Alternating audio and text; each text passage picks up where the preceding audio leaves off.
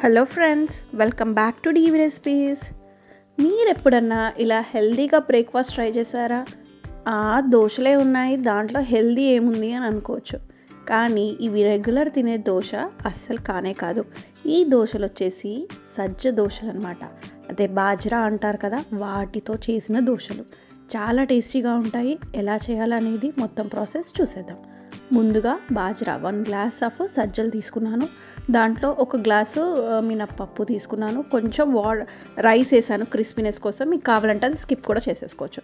So ఇలా 2 table spoons of శనగపప్పు కూడా వేసి మంచి కడిగేసుకొని వాటర్ వేసి కొన్ని మెంతులు వేసి ఒక 5 to 6 అవర్స్ వరకు నానబెట్టుకోవాలన్నమాట.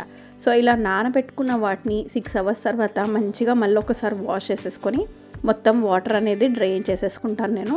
సో ఇలా చేసుకున్న దాన్ని మీరు వెట్ గ్రైండర్లో కానీ లేకుంటే మిక్సర్లో కానీ ఎలా అయినా రుబ్బుకోవచ్చు. మీ దగ్గర ఉన్న సౌకర్యాన్ని బట్టి కొంచెం వాటర్ అనేది యాడ్ చేసేసి చాలా సాఫ్ట్ పేస్ట్గా అయ్యేటట్టు మనం దోశ ఎలా అయితే రుబ్బుకుంటామో ఇవి కూడా అంతే బాగా నానతాయి కాబట్టి మంచిగానే మనకి తొందరగానే అయిపోతుందన్నమాట. సో ఇలా కన్సిస్టెన్సీ వచ్చేసి మొత్తం సాఫ్ట్గా ఉండాలి. ఇది మనం ఫర్మెంటేషన్ కోసం ఓవర్ నైట్ కానీ లేకుంటే 5 to 6 అవర్స్ వరకు పెట్టుకున్నా సరిపోతుందన్నమాట. సో చూస్తే మీకు ఇలా మంచిగా ఫర్మెంట్ అయిపోయి ఉంటుందన్నమాట. సో వింటర్స్లో కూడా ఈజీగా ఫర్మెంట్ అయిపోతుంది ఇది.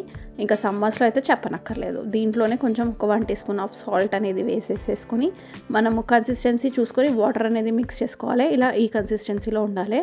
సో ఇంకేముంది, దోశలు వేసేసుకోవడమే. సో మీకు ఈ పిండి దోశలే కాకుండా ఇలా సన్న దోశలే కాకుండా దీంట్లో కొంచెం అల్లం, పచ్చిమిరపకాయలు, ఇంకా ఆనియన్స్ అన్నీ వేసేసుకొని ఊతప్పల్లా కూడా వేసుకోవచ్చు, లేదంటే పొంగనాలు కూడా వేసుకోవచ్చు. సో మీరు చెప్పండి, మీరు ఏ దోశ ఇష్టపడతారో. ఇక్కడ ఆయిల్ కూడా ఆప్షనల్ అనమాట, మీరు వేసుకోవాలంటే వేసుకోవచ్చు, లేదంటే లేదు.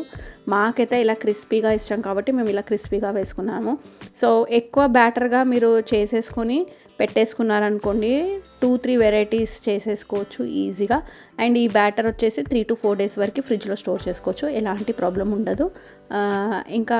ఇంకా దోశ అనేది నచ్చినట్టయితే దీనికి టమాటో చట్నీ కాంబినేషన్గా చాలా బాగుంటుంది. ఒక్కసారి ట్రై చేయండి. నచ్చితే లైక్ చేయండి, షేర్ చేయండి, subscribe to DV recipes. Bye bye.